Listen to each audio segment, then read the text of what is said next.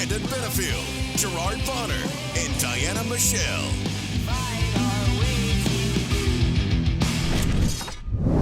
What's going on, everybody? It's that time of the week. It's Friday. You know what that means. It's time for your favorite podcast, the SHW podcast. This is our wrestling. B-double Brandon Benefield, the great Gerard Bonner, and the beautiful Diana Michelle, V3, coming at you hot off the heels of SHW58 Year of Honor. And man, what a show it was. Of course, we're going to recap that here for you in just a couple minutes. But you guys, how are we doing? Getting through the week, another week. We're good.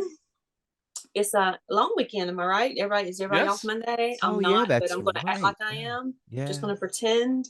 Yeah. Maybe not work a whole lot while I'm there. But yeah, I'm excited for the weekend. 2024 has come in like gangbusters. And so I am glad that we are here. And yeah, what a week. And I'm honored to be able to talk about this Year of Honor. What a start for 2024 for SHW. Oh man, it was insane. It was okay. So we went into the show knowing for sure we were going to have two championship matches. We knew we were going to see the JTS Legacy title defended. We knew there was going to be a huge SHW Tag Team Championship match taking place. We ended up with 4 title matches. Those two that I just mentioned, as well as the SHW Championship and the IWTV World Championship, also defended in an impromptu match. And on top of that, we had I've lost count of how many debuts we had the other night. I mean, several debuts, and it was just absolutely crazy. So, where should we start here? Let's start with number one. Match number one. It was the JTS Legacy Championship right off the bat. No fluff to start at the beginning. Well, no pun intended with Fluffman. He came out later, but no fluff as far as any kind of promos. Like we just got right into the show, right into the action. It was the JTS Legacy title. Bad Boy, hashtag Bad Boys for Life, Chip Day taking on Hunter James, Hollywood Hunter James. Across my screen right there. Just Just hashtag Bad Boys for Life. Yes. Done and done. Yes. There Done. you see it. Here we go. Boom. Thank you. Note to self. I love how we do that. Yes. Yeah, I got it. But man, you guys, I mean, this has been brewing for months. This has been brewing since the anniversary show back in October when Hunter James attacked Chip on the stage after he successfully defended that title. And Chip's been wanting to get his hands on him ever since. And he finally got his hands on him. And it didn't quite end the way I think a lot of people thought. However, it ended in a way that I think we all thought. We knew Chip was just going to just lay in and beat the living you-know-what out of Hunter James, and that's exactly what happened. Ended up being, I believe they called it a no contest as the way it ended. But Diana, I think I know your thoughts, but you want to kind of give us your take on that match? Well, yeah, it ultimately did end the way I thought because I said Chip was not going home without that title. And regardless of what they called the outcome of the match, he didn't go home without that title. Yeah. What you gonna do? Look, what's he gonna song. Yeah. What's he gonna do? He kicked the living crap out of Hunter James. That's, I mean, we all knew it. He was mad. He was hurt. He was pissed. He got his revenge, and he did not let up. And this is not over. Not one bit. It's so not over. Yeah. You know, I want to start by saying that perhaps, I don't know if it was because Chip Day started the show. I don't know if it was because she just found out she was nominated, but Diana had some extra stank on her all night Friday night. In a good way. In a good way. From the pre-show all the way through. Like, it was just this extra lemon pepper. I mean, like, she was in her bag. I don't know if it was 2024 and people were trying to come after her crown, and she said, I'm about to show all of y'all. But that's what Friday night was. And it started with Bad Boy, right? That's like right. It was a thing. We've seen Chip Day mad before. There's Kyle Matthews, there's the Kenway. And in each of those scenarios, it was an increasing level of intensity. He was intense with Kyle Matthews. Then this whole Kenway thing shook us, right? This Hollywood Hunter James thing, there was a look in Chip Day's eye that I have not seen before. And naturally when you have these kinds of grudge matches, usually within the first 5 minutes, everybody gets their steam off. And then they finally settle into a wrestling match and they're just trying to compete. whole match, whole time, that same level of intensity was an issue. And it ultimately came down to who was going to hit the brain buster. We did not anticipate that infamous spot there on the top of the stage where if you get hit with a brain buster, it's going to be a problem. Yeah. And that's what happened to Hunter James. And interestingly enough, usually when people get hurt, other wrestlers, they just stay away. It was like that no contest infuriated Chip, and Chip just went in. I mean, you know, it was a thing. It was a thing. So I think Hollywood Hunter James will probably think twice before challenging Chip Day again. Lessons were learned. Lessons were learned. Indeed. You would hope. You would hope so. But well, here's the thing too, though. Like, I feel like Hunter did it to himself, because Hunter was the one that kept taking them up to the stage in order to hit the brainbuster on Chip multiple times. Like, he was bound and determined to hit that move in that spot that you talked about, GB. Instead, it gets countered. Chip hits it. And like you said, just laid him out. And I got nervous. I mean, multiple refs came out. Our medic from the back came out to check on him. And they still weren't able to hold Chip off.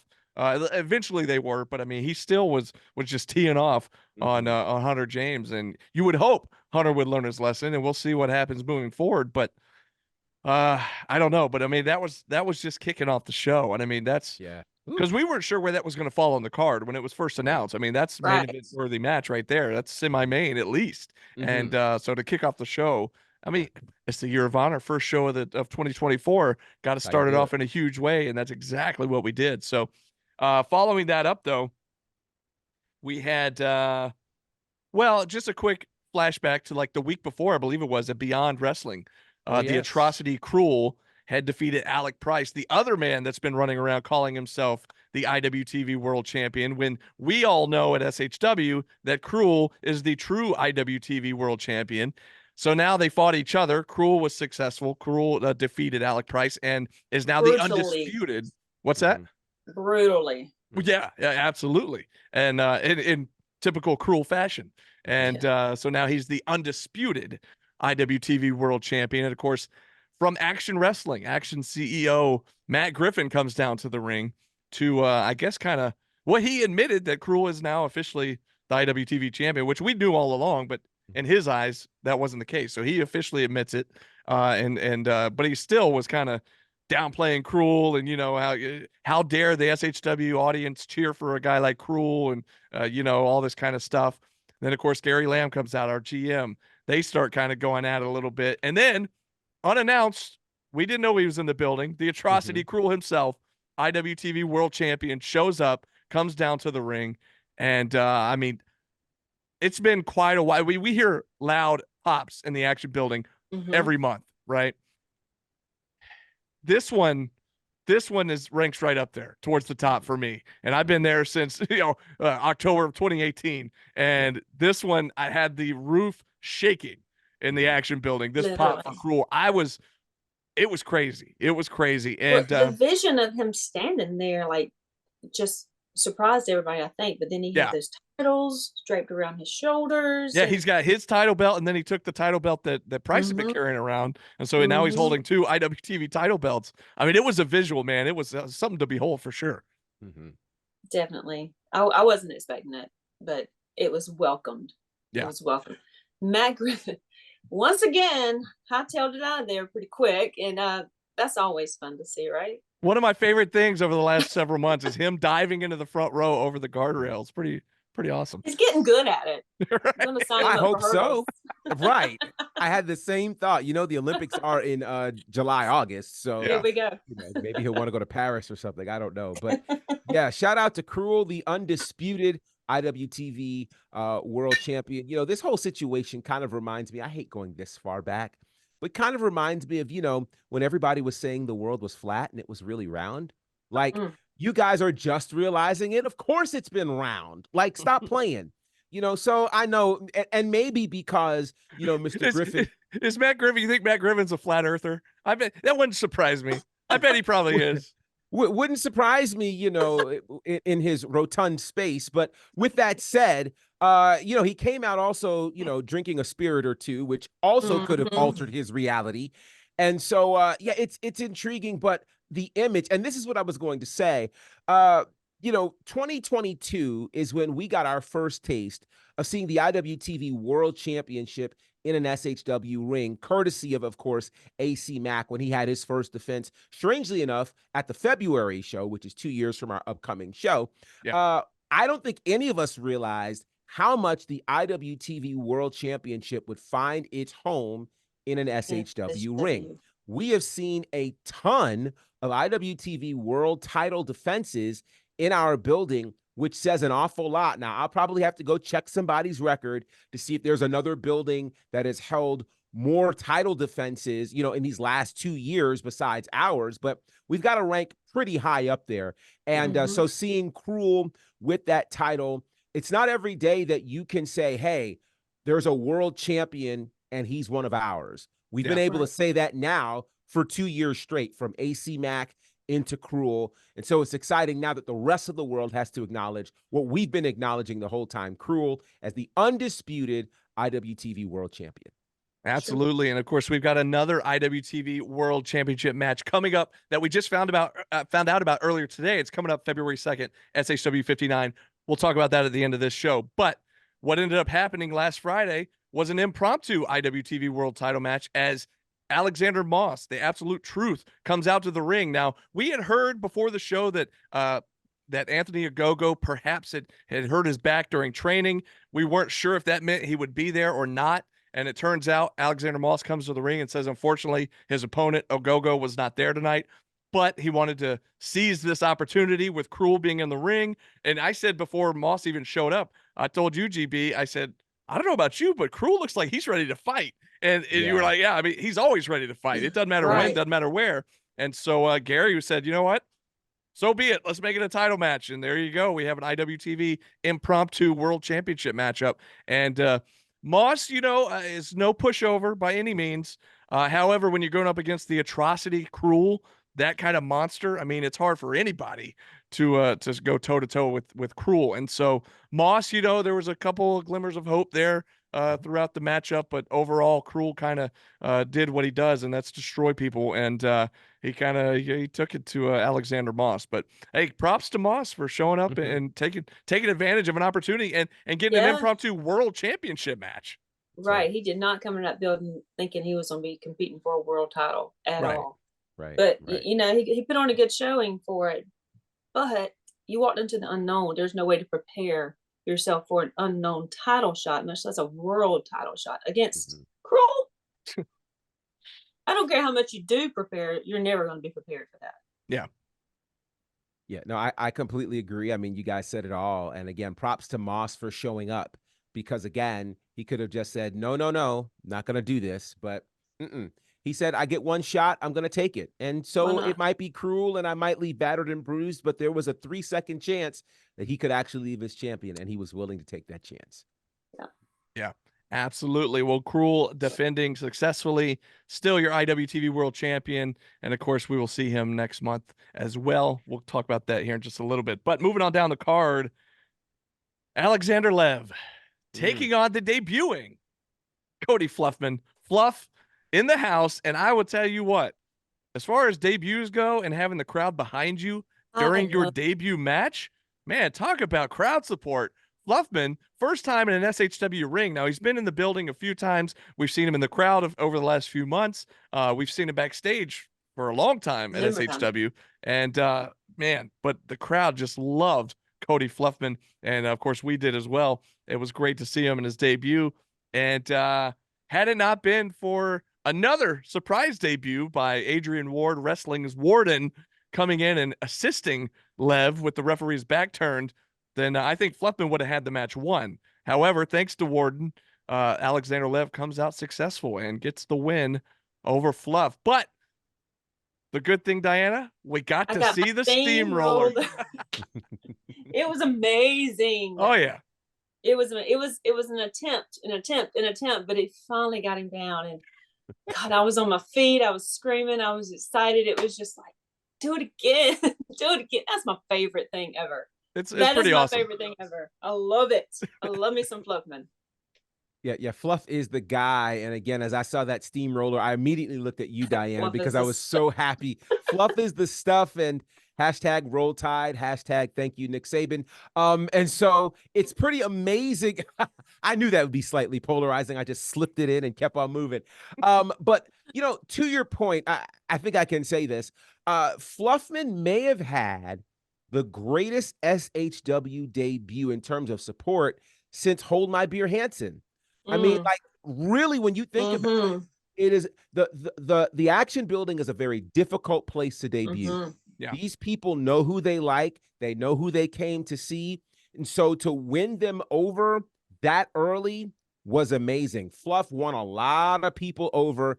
And this is one of those cases where even if you didn't win, you won. You won. And I think he totally won in terms of hopping into the people's hearts, literally becoming a lot of people's new favorite guy. He's that guy. And so I definitely want to see him again. I'm excited. And it certainly looks like this thing between him and Lev and now the Warden. It's wild. People will find, and I mentioned the name of Hold My Beer Hansen. It just reminds me of the interesting ways that people will find to get onto an SHW card, whether they've got to hack our podcast, come in through the back door, ride their motorcycle through, dress up in a gorilla suit. Like, they'll do any of those kinds of things to make a debut. And that's what the Warden did. He just showed up out of nowhere. I don't know that anybody saw him. Yeah. And he interfered and cost Fluffman the match. I'm sure we'll be seeing more. And I don't know what the connection is between him and Lev, but it appears as though there's a connection as they walked out of the ring together. Does this mean that Lev has a faithful follower? Yeah.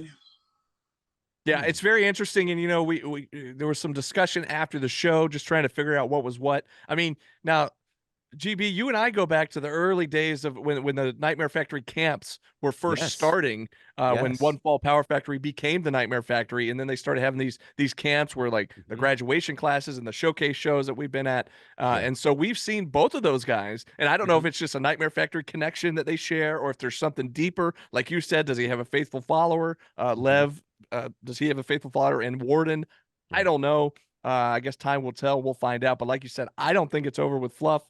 I mean, we know Fluff. Like I said, he's been backstage at the shows for a long time, and so I know he's not going to take that lying down. And if he is lying down, he's going to steamroll right over him once again. There it is. So it was so cool to see him finally in a ring in a match, and like you said, man, what a debut! What a debut! What a reaction from that crowd! I had everybody talking. I mean, everybody was excited ahead of time. Ever since the pie to the face, I think that's when people really were like, "Oh, this is going to be good." This is like, I might not know much about this guy. Left picking on, a regular guy. He's just picking on him for whatever, no reason. Just I could go on. I'm just not going to. I'm not going to go deep. Well, I'll dig in and then just because I talked about this on commentary, and that is, I think one of the appeals and the allure to Flushman is he is, in the words of Dusty Rhodes, he's the common man. He's the everyday guy, and so where people might not be able to see themselves in an Alexander Lev, they can see themselves in a Cody Fluffman, someone who enjoys life. Someone who's not going to sit up and just say, okay, I can only eat this and only eat that and do this. Right. And do that. He's going to live and body positive, maybe. Absolutely. And I think people can relate to that because that is more of a reflection of the everyday person, who might rock with community cakes versus somebody who just has, a small sliver of cake once a year. So we love Fluffman around these parts, and I'm excited for him. Community cakes and a magnificent mullet. Yes, the mullet Messiah. That is a magnificent mullet. Yes. You mentioned Messiah there, and it just made me think of this. And I talked about this on commentary too. I might have mentioned it on the pre-show as well. I can't remember, but the thing about Lev, and Lev's been kind of getting under everybody's skin over the last few months, but at the same time, I've mentioned before, you start hearing a little more and more and more and more of the audience starting to chant along with him about being faithful, and it's like, uh-oh, is he getting some sort of following here? But the thing is, I mentioned to you, GB, that it's almost like he's disrespecting the championship legacy of SHW because we had a savior. Now he's the Messiah. Well, we had a guy that would snatch the mic from Diana to do his own intro. And now we have Lev doing the same thing. And not only that, of course, I'm referencing AC Mack, but he also got in AC Mack's face a couple of months ago when he filled in for UGB, saying that Lev is now the new loudest mouth in the South. And the guy's just, dare I say, become a loose cannon. And we're not really sure what to make of it. And I don't know what find your own gimmick, dude. Like, I don't know what I think if he's just trying to frustrate everybody on purpose. If he is, it's working. But yeah, I'm not quite sure what to make of it. And this whole thing now with Warden, where that's going, I have no idea. Is he a faithful member, faithful follower? We'll find out soon enough, I guess. But moving on down the card, well, actually, before we got into this next matchup, I believe that's when, and I apologize again, Diana, I hate to interrupt you while you're in the ring doing your thing, but when duty calls, when the Snake Man shoots the text, we got to let the fans know. And this was so bizarre because just as Jake the Snake back in the day would give these weird, mysterious promos that would make you think and make you really listen hard and like, what exactly is he talking about here? Well, I was in the ring with you, Diana. I showed you the text. It was just as confusing as one of his promos where we were like, wait, so apparently Sunny Days is missing. Is there like some sort of ransom? There's some sort of note that was sent to Jake about it. I don't know, but we found out he wasn't in the building, Sunny Days that is. But there still had to be a tag title match, according to Jake. And so what that meant for Sal Rinauro, we weren't sure. Was he going to have to fight the match solo, or would he be able to find a partner before match time? And, of course, we would come to find that out later in the evening, and we'll get to that. But that was the text I got, and that's when I let the fans know right before this next matchup, which was another great tag team matchup featuring 2 more debuts in SHW. Of course, it was the Akuto Death Society, Kevin Ryan and Chris Crunk, taking on the debuting former Ring of Honor World Champion Jonathan Gresham. Yes, I said Jonathan Gresham in an SHW ring, teaming with an unlikely partner from the Nightmare Factory, Michael Solar, who Gresham is somewhat taken under his wing and kind of helping train him a little bit, I guess you could say. And I'm not really sure the full connection there, but it was an interesting pairing for sure. And again, a great match up until the end, which kind of ended in a very convoluted sort of way. But up to that point, I thought it was a good showing by all 4 guys. What y'all think? Yeah, I mean, it's always cool when a national promotions world champion shows up at Southern Honor. I mean, that's always like, what is going on? And for him to take, Solar and kind of take him, like you said, under his wing and kind of help train him up in the way he should go. So when he's old, he will not depart. I see what you did there. I see what you did there. Nice. That's cool. I enjoyed the whole match. I did. Akuto Death Society, they keep getting better and better and better. And it's no doubt that they have a great connection with each other and their teamwork is awesome. I don't understand the ending, whatever. It was a confusing thing to me, and that's just because I am who I am. I'm biased. Well, the pin, I want an ending. I understood the pin was confusing for the ref because both guys' shoulders were down. However, where I was confused was why not restart the match, or why not go restart? 5 more minutes? I even said that. I was like, we're going to restart. He said, no, it's no contest. I was like, okay. And I guess we have a show to get to. We have the rest of the show. I don't know. It's but like anyway, part of it's like, well, we have a curfew at the building. We have to be at a certain time. Well, the owner of the building, the owner of the building owns the company. So like, I don't think that was the case, but I don't know. I digress. That's my Taz. I digress. Either way, it was a great match. I enjoyed it. Love to see it again, or at least some kind of combination of that. Yeah, it was a match full of stories. I mean, you've got the Akuto Death Society. Again, I believe this is their 3rd time in SHW. Every time they show up, they are wildly impressive. It contains, of course, the very first ever SHW champion going up against 2 debuts. One is a brand new guy, relatively new to the business in Michael Solar. And then I guess it's his mentor, who just happens to be a former Ring of Honor world champion, a former Progress world champion, only one of the top 10 wrestlers in the world in 2022. Like, this is pretty good mentor. Pretty good mentor. Pretty good mentor. His wife is fighting for the Knockouts title tomorrow. I mean, like, it's just a thing. It's just a thing. So there were a lot of stories that were there. We hadn't publicly known the connection between Jonathan Gresham and Michael Solar. So when we first found out about it, we were like, this is an odd pairing. But we could really see as the match was progressing, Gresham was literally there to instruct and to really help and see if Solar was walking out all of the things that they had talked about before. And you could tell there were some moments where the teacher was getting frustrated with the student, but he came in and helped out. And there's a part of me that wonders, what was the car ride home for Solar and Gresham? Because I would imagine Gresham would have thought that we're going to win this match. And I don't know if you'd prefer a loss over a draw or a no contest, but that might not have sat well. We don't know. Certainly, we don't know how it would have ended, seeing that both teams had their shoulders pinned to the mat. We may find out again at some time in the future, but I will tell you this. Give me Jonathan Gresham in an SHW ring against a flagpole. I'll take it. I'll take it. Absolutely. Absolutely. Yeah. Well, that matchup was followed by yet another Southern Honor in-ring debut by one Damian Tangra taking on the ugly duckling Rob Killjoy. And of course, anytime Rob Killjoy's in the ring, it's a fun time because he makes his way out there. The whole crowd starts flapping their wings. He gets the whole crowd to get behind him. They put their wings in the pile and, go quack, quack, quack, and it's so fun. It's so fun watching Rob Killjoy. I've been really happy to see that he's been returning over the last several months. It had been a long time up until a few months ago that we'd seen him in SHW. Right. And now it's, he's kind of become a regular again. And it's been good to see him back. And it was also a great debut, I thought, for Tangra, who we haven't seen in an SHW ring yet. Of course, he's been around the Southeast for about the past 5 years, doing some big things in action wrestling. And the man from Bulgaria was out to prove a point. And I thought he did a great job.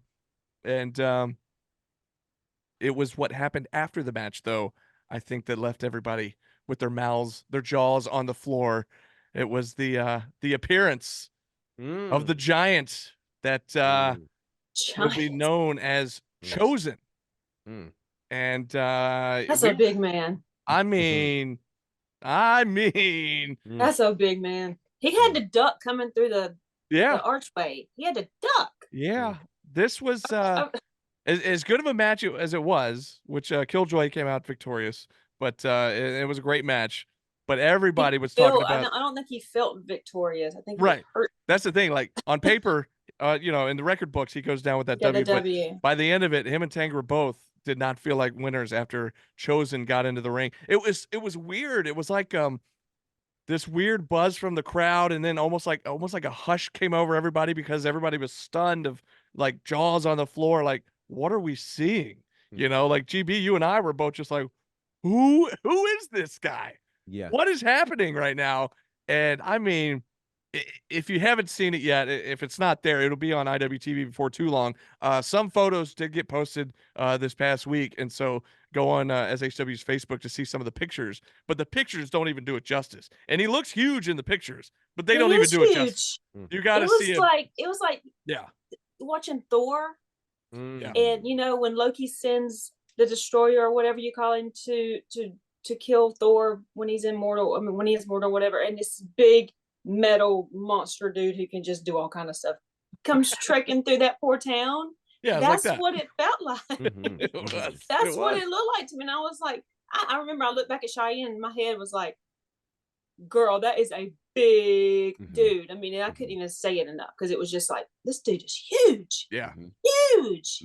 We've had a lot of debuts of big guys in SHW the last couple of weeks. But good God. Yeah. Chosen ain't no joke. Nope. Yeah, I'm not going to argue with anything about this guy. I mean, we've heard people talk even about if it's wrong. Even if it's wrong. Like, he could say it's going to snow. Who am I? Who are me to judge? Well, he'd be able to tell before anybody else because he's so tall. Exactly. He probably could. So, yeah, he's just one of those guys where you have to see him to believe it. And pictures don't do it justice. I mean, even if you go back and watch it on IWTV, you just I remember. Yeah, he's massive. He's massive, And I just the other thing was, because it was interesting. First, you see the promo, and the promo is like, wow, on this screen, that's amazing. But then it's like it literally came to life. Yeah. Like it came from the screen, almost like 3D, and here he comes, Yeah. and it's like, oh, you're a real person. Oh, you're real. And you're here. Oh, yeah. Okay. And then nobody knew why he was here. You know, who he was he going after? We didn't know he had any stake in the game. And he went after everybody. He takes everybody's stake in the game. Everybody. Clearly. All the stake goes to Chosen. Everybody's stake. Yeah. Yeah. He takes all of it. I don't know how much experience he has, but I do know this. A 7-footer or however tall he is, he looks massive. Monster. You know, probably 7'2", 7'3". You know, this guy, he's special. Yeah. And your average person is not going to be able to stand eyeball to eyeball. It'll be more like eyeball to navel with this guy. Yeah, no and kidding. So, wow. Who knows what's next for Chosen, but welcome to SHW. Yeah, absolutely. And he grabbed the mic, you know, he kind of put everybody on notice, let everybody know that he is chosen. And yeah, he's here in SHW, and everybody. What was it? He said, all these other guys are made, but I'm chosen, or something like that. Yeah. Yeah. So everybody's going to have to just keep their head on a swivel. Especially, I would think, especially if you're holding any sort of, especially I would think if you hold any kind of championship in the company, I would, I'd be on the lookout. But man, and what any reason, because he had absolutely no reason to come out. None. He just, because he wanted to dominate. So, yeah. So I'm excited to see where this goes.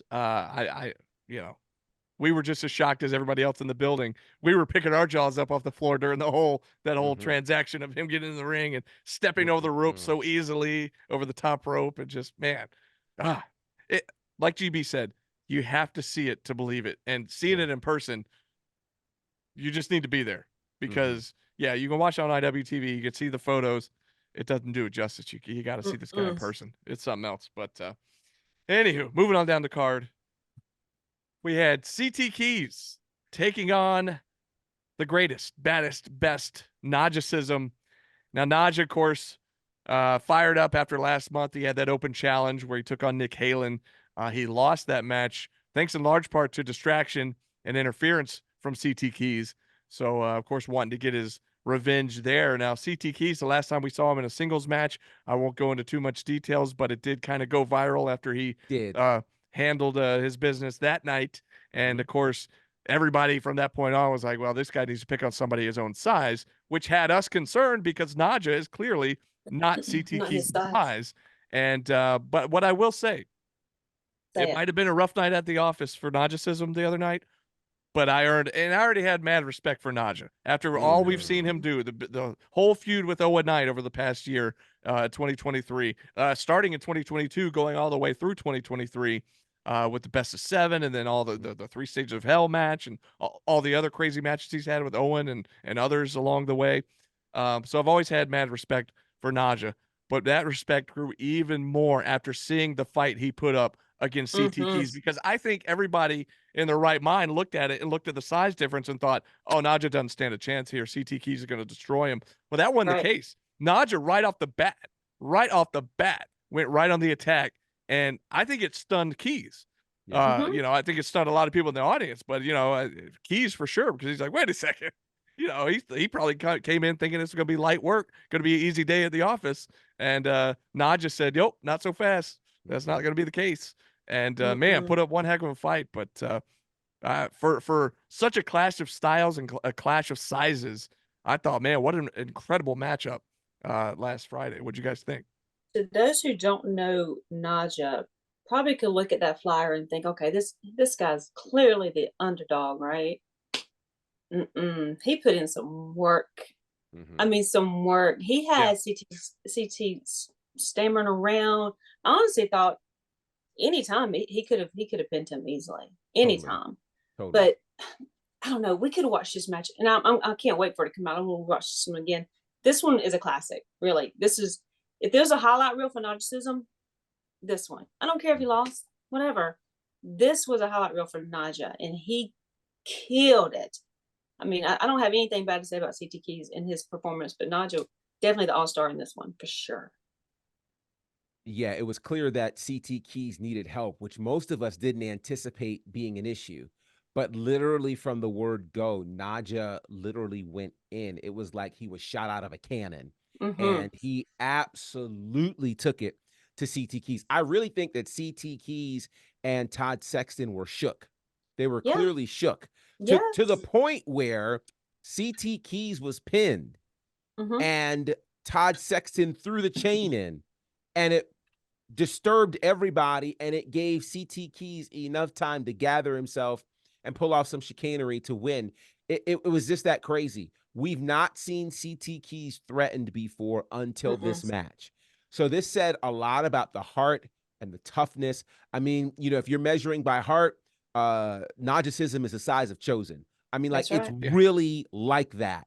And he did a phenomenal job.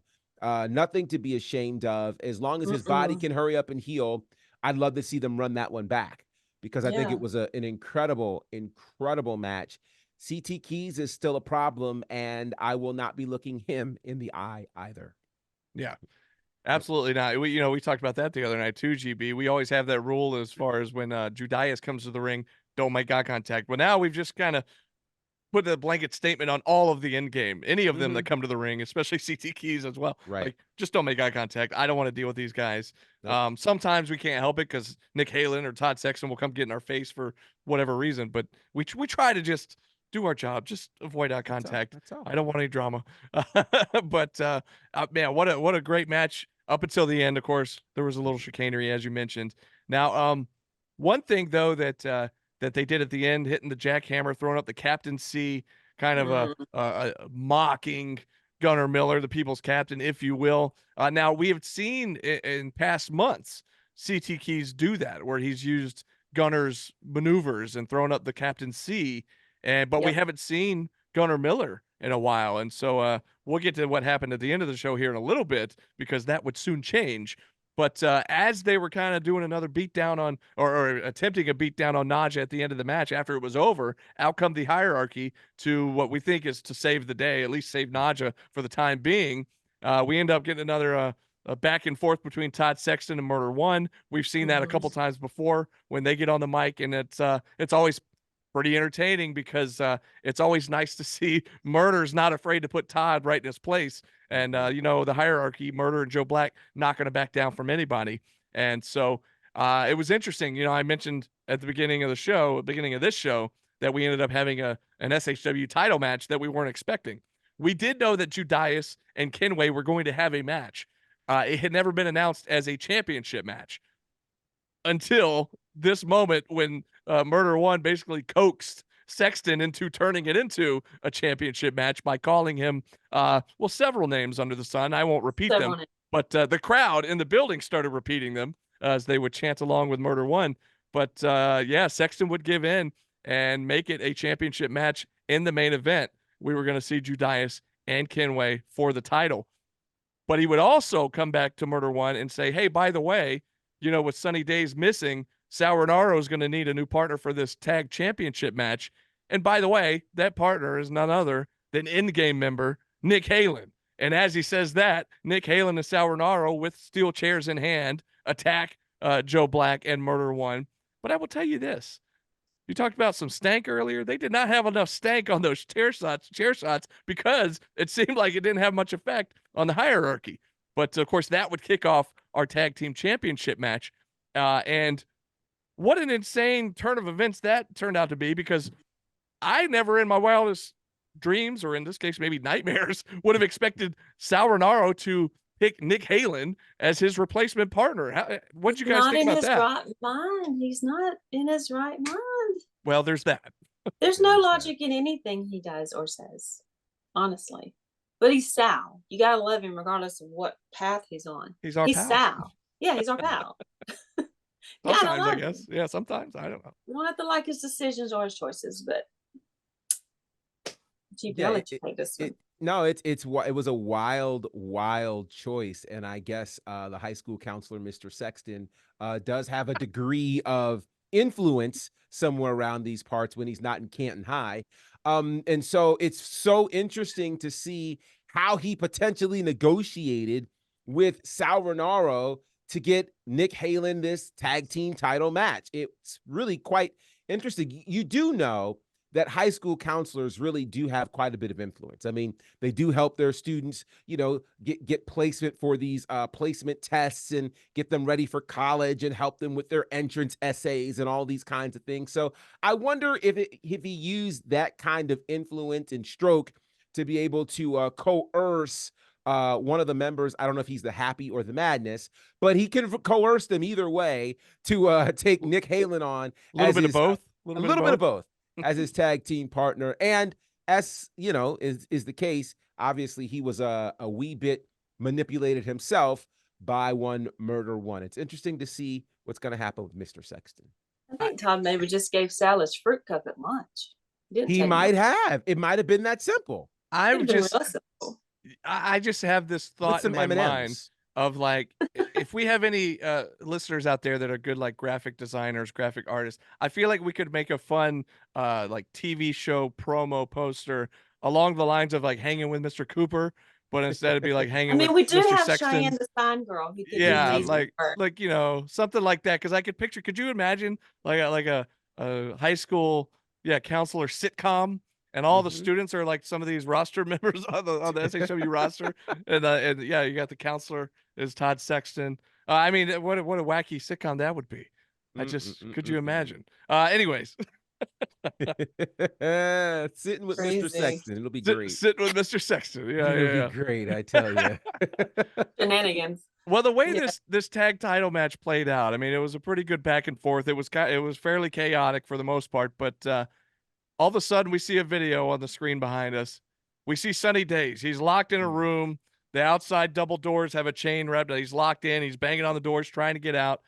Then all of a sudden, we hear the maniacal laughter, the unmistakable laughter of the Reverend as he comes out on the stage. Meanwhile, back in the ring, when nobody's paying attention, the Killbilly, another member of the Coven of the Goat, along with the Reverend and Tank, the Killbilly, Nathan Mowry's in the ring and throws a fireball in Sal Rinaro's face, which allows him to go down. And then Murder One, I believe, maybe Joe speared him after that. And then they were able to pin Sal and retain the tag team titles. But I had asked GB on commentary. I was like, so am I to understand now that the people responsible for kidnapping, I guess you could say, Sunny Days, would be the Coven of the Goat? And that's what it seemed to me, and I think that's what it seemed to the people in the audience. And so where does it go from here? Do we see certainly that's not going to be the end of it. I mean, certainly we'll see Sal and Sunny, I guess, go after the Coven of the Goat or vice versa or something. I guess time will tell. But from that point, though, then you have that led into our main event match, which was the Kenway and Judas. And I'll let you guys take it from here, but GB, your thoughts real quick on Sunny and Sal and Nathan and the fireball and all that. One of the things that I was wondering was who in the world could possibly kidnap Sunny Days? Right. We were wondering that the whole show. Sunny Days is not the size of a certain gear guy. So like you can't just pick him up and put him over your shoulder and stuff him in a trunk somewhere. But neither is Tank. Well, and it wasn't until we heard the laughter of the Reverend, we saw the Killbilly in the ring, that it all clicked. It could have only been Tank and the Coven of the Goat who could have pulled that off. And so that's where it all started clicking.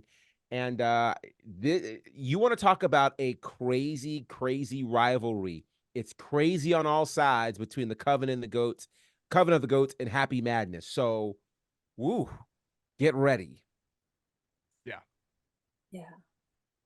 I can't wait. I can't wait to see. And I said to you that night, especially with the fireball, no pun intended, but the tag division is heating up for sure. Like, I mean, is. There was a time where, it was like, we wondered, it was like tag teams always having to come in from the outside to face our Right. tag champions, and now the tag division has kind of exploded, and it's anybody's ball game at this point. But sitting on top of the heap, though, is still the hierarchy after they retained the other night. So Yeah, we'll the see tag where it division goes. no longer looks like Adele, where we're saying hello from the outside. So I appreciate it. Yeah, Hello from carry the on. outside. Oh, sorry. There it is. Our main Brandon, event. you do a lot of singing, even though He certainly does. He's just been sing a hiding lot. on that. Mhm. Thank you for saying that. Yeah, you do. Notice Yeah. you didn't say good singing. You just said singing, which is fair. You Fair. hadn't let it loose, but you do a lot of singing. Yeah, you're Yeah, on you key. do. We pay attention. Yeah. Yeah, I practice in Yeah. the shower all the time, in my car when I'm driving to the shows. Yeah. Gangster's Paradise, by the way, GB. We still owe Right. True. we still owe Caprice and Ian This is a true. video of our karaoke, Yes, carpool we karaoke. do. I haven't forgotten, even though that was what 3 years ago. I hadn't forgotten. Main event time. All right, Judias and the Kenway.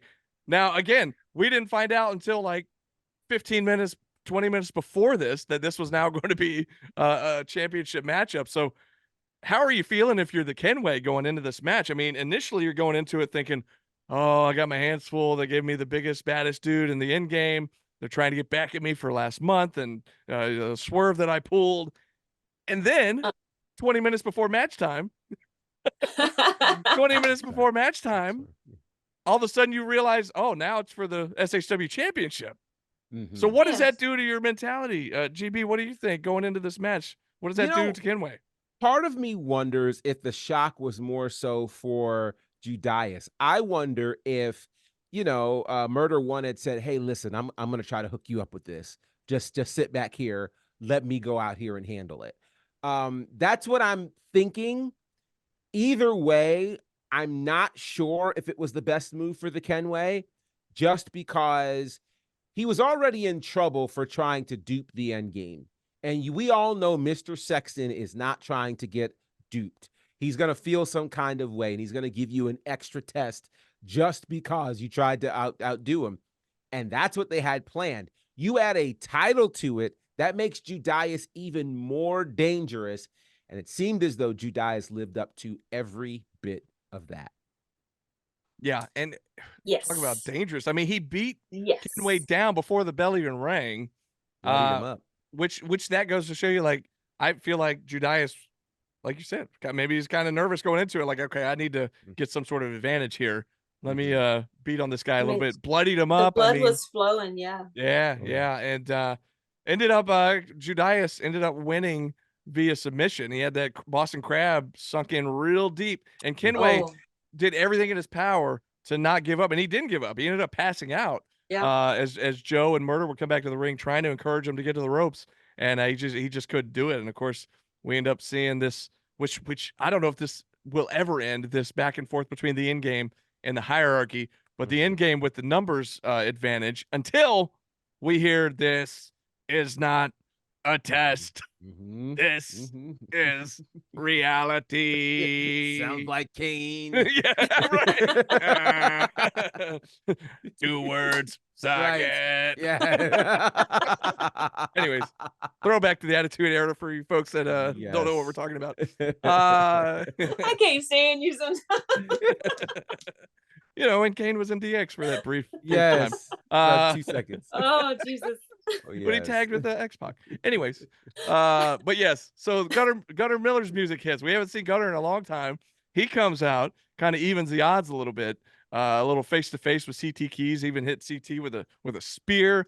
And of course, like I said, CT's kind of been mocking Gunnar over the last several months anyway, and we've been wondering. Yes. Yeah, taunting. And we've been wondering where Gunnar's been and if he would retaliate, and talk about a retaliation. What a way to end the show. So now, speaking of that ending, though, he picks up the title only to have Joe snatch that title. So there's so many questions where we're going here. Yeah, it's interesting because Gunnar obviously with his eyes on CT Keys, but again has his eyes on the title. Judias, the one that beat Gunnar, thanks to Todd Sexton's underhanded tactics as the official that night. And then of course Joe getting screwed over with the title situation in December. and him wanting the title again. And yeah, both those guys picking at the title belt. It was like, uh-oh, what's about to happen here? But man, what a way to end the show. What'd you guys think with that craziness at the end? Are we going to have a number one contenders match or something? Or I mean, that could be a possibility, right? Triple threat. Like I've told you guys before, I don't text Jake. Jake texts me when necessary. Yeah. So I don't know. It doesn't come in as a block text. I promise you. You be talking to him, laying in bed, trying to go to sleep. Oh, hey Jake, what's going on, Jake? What's new, Jake? LOL, Jake. Yeah, you know He's me. Your BFF. You know me. Wait till he comes back around. That picture's not going to be so hard to get next time, I'm sure. Jake sends the funniest memes, you guys. I'm sure he does. Full of snakes, I'm sure. By the way, before we go any further, I just want to say, did anybody else see Jake lay out Jose the assistant the other night on Dynamite? That was pretty awesome. I was like, that's our matchmaker. That is our matchmaker. Anyways, back to the ending of the SHW58. Good. Oh yeah, no, it was wild. It was crazy, and you can't call it. I will say you talked about it expertly, Diana. Gunner getting cheated out of the championship, Joe getting cheated out of the championship in two completely different ways. Both of them could argue a claim to the championship, though most recently we would have to give that to Joe Black since he made the champion pass out. And again, Mr. Sexton, pulling his counselor cards and thinking he can just say whatever he wants, and these people apparently listen. And so it's going to be interesting to see what happens now. What will the matchmaker do? How will he settle this? Because I think both of them have a claim. Could there be a number one contenders match? Could there be some other thing that's going on that might force them to team up against the end game as the end game and the hierarchy continue their battle? And of course, you've got Gunnar Miller in there. So all sorts of questions. We don't have any answers. That's why we are feverishly waiting for SHW 59 on February the 2nd to hopefully get some answers. Yeah, and I mentioned earlier in the show that earlier today, as a matter of fact, it was announced that the IWTV Championship will be on the line once again in an SHW ring on February 2nd at SHW 59. Cruel defending against international superstar Suicide. I mean, this guy, he's like mysterious. He's enigmatic. You've seen him in TNA back in the day and even more recently as well, all over the indie scene. And of course, now he gets his IWTV World Championship opportunity right here in an SHW ring. It's going to be an exciting match for sure. But on that note, on the note of Cruel, I don't know if you guys saw earlier this week. I don't know if it was the Saturday or Sunday after the show. Might have even been Monday. I can't remember. But our buddies from Tapped Out Wrestling, the Tapped Out Wrestling podcast, had sent over this video of Matt Griffin. And he's given his thoughts on what had happened at SHW 58 during that whole segment with him and Gary. And but basically like a threat, like just calling out SHW, like of what's coming down the line in 2024, and that Action Wrestling. I don't know. You go back and watch it. It's on the SHW Facebook page, but it's like basically, he's not done. Like this ain't done yet. This isn't over. I'm like, dude, every time you show up in our building, you hightail it over the guardrail. One of the shows you ran down to the other end of the complex through the nightclub and trying to escape. Like, okay. Big bad threat from I don't know. I don't know how to take it. His flask was empty. He had to go refill it. That's true. That's what he was claiming to be drinking his morning coffee during this video, and I was wondering what's in that cup, if it was indeed coffee or something else. Yeah, right. Yeah. So, anyways, who knows what that means? Time will tell. We shall find out as time goes on. But yeah. February 2nd, SHW 59. We've got a lot more to come, a lot more match announcements to come in the next couple of weeks to pump up that show. But also a quick reminder that January 27th, that's a Saturday. It's the Saturday before SHW 59 at Wild Wing Cafe in Alpharetta, the second annual in-person Georgia Wrestling History Award show will be taking place. V3 will be there. I think we'll be there hosting again, some sort of hosting duties. That's what I hear of sorts. And so we shall see how that goes. Congratulations again. We announced it. GB mentioned it on the pre-show last week. All three of us have been nominated once again. So thank you to everybody that nominated us. And congratulations to all the other nominees as well. But I know you guys are looking forward to that as well. Yes, it's always fun to get together with our peers and have a night just to chill and have fun and joke and start more crap with each other. So, I don't know who's getting slapped this year, but I don't know. Go ahead, GB. Well, no, I was gonna say, they have quit SHW. They haven't quit Georgia Wrestling or Independent Wrestling. So they'll probably be there. And they are nominated, so I imagine they would probably be there. So be careful, Brandon. Be careful, Diana. They're nominated in a few categories, and Bryce Cannon is nominated in some pretty big categories. A lot, yes. Including Wrestler of the Year, I think Male Performer of the Year. Like he's all over the place, and so it's going to be interesting. I want to remind all of you that you can attend this event as well. So this is not just for the wrestlers and promoters. It is for the fans as well. And why I think this is so cool, if you've never had a chance to go to an award show, usually if you go, you usually don't get a chance to get close enough to the performers, the artists, that type of thing. They're usually seated in one section and you get to sit super far away. Well, it's a night where you can interact with some of your favorite wrestling personalities. You can cheer on your favorites as they are being nominated and giving speeches. There's going to be performances. It's going to be really, really awesome. So tickets are available right now. So you want to make sure that you get your tickets for this event and be there. So that you don't have to wait for an announcement. You don't have to wait for somebody to do a flyer. You can witness it as it happens. Find out who becomes the winners in all of these super important categories, honoring the best in Georgia wrestling. Absolutely. Does anybody have the link for that ticket? You got the ticket? You just beat me to it.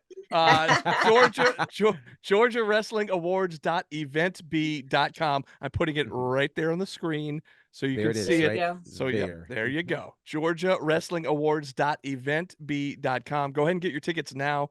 And because I don't believe tickets will be available at the door like they are at the wrestling shows at SHW. Right. So you're going to want to get these ahead of time so that way they know how much food to provide everybody and all that good stuff. So, but go ahead and do that now. It is open to the public. Invite all your friends. Come on out and let's have a great time.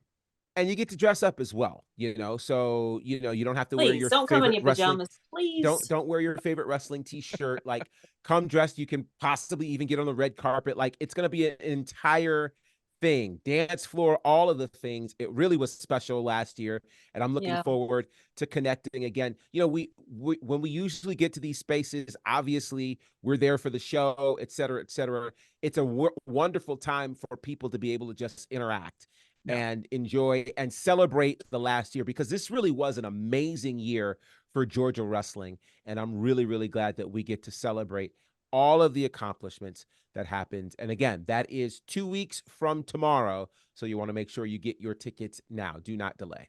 Yeah, absolutely. And as GB mentioned, there is a red carpet, 6 p.m. to 7 p.m. That's when you can show up, get your pictures on the red carpet. The actual award show itself starts at 7 p.m. So 6 o'clock, red carpet is open. 7 o'clock, award show starts. And that's Wild Wing Cafe in Alpharetta, and Georgia Wrestling Awards.eventb.com for your tickets. We can't wait to see you there. But, of course, we'll see you back here on this very podcast next Friday. That's going to do it for this week. But until then, this has been SHW. This is our wrestling. Bad boys for life.